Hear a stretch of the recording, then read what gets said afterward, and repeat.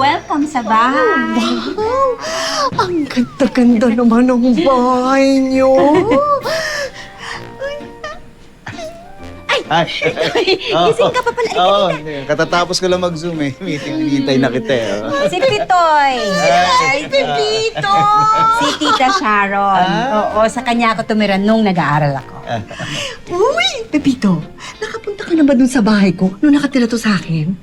Parang hindi ko matandaan.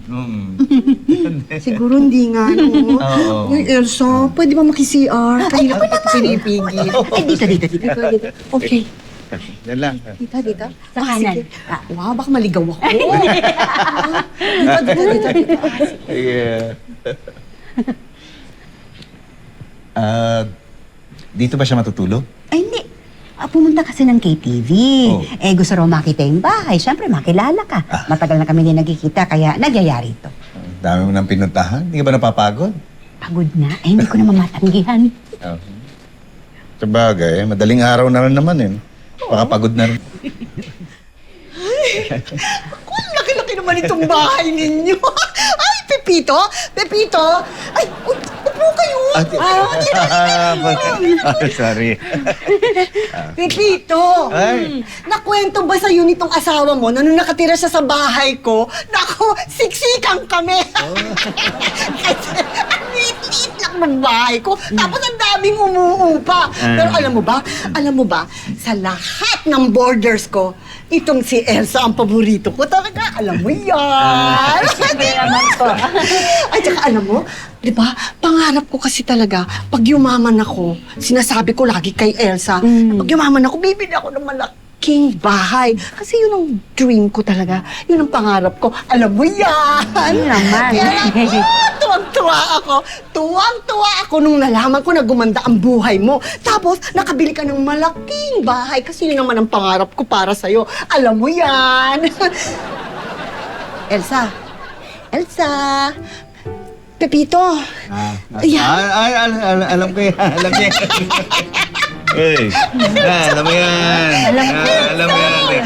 Ano ba yung nag-outing pa tayo? Pumunta pa tayo sa Lido Beach. Kasi ito... Ma'am? May bisita po kayo. Ay!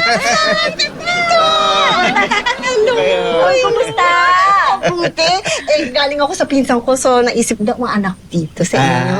Ay, magmerienda mo na. Ay, huwag na. Busog ako at saka may dinner pa ako maya-maya. Gusto ko lang ibalita sa inyo na malapit na ang birthday ko. Happy birthday. Ay, imbitado kayo, syempre. Hindi ka pwedeng mawala.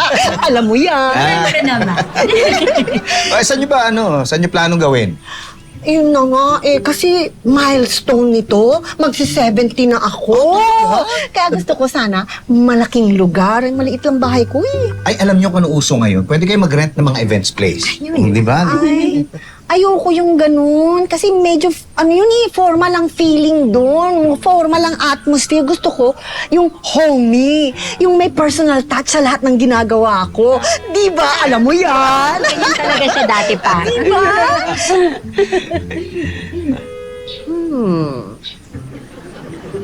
Baka pwede naman dito sa inyo.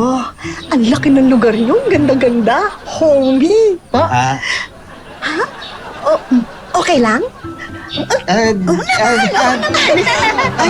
baka naman nakaka-istorbo sa inyo. Okay lang po talaga. Talaga? Thank you naman, Elsa. Kilala kita. Alam mo, pagka nakakaabala ako sa'yo, di ba? Alam mo yan. Baka hindi. Ay, naku. Perfect dito. Thank you, ha? Homie.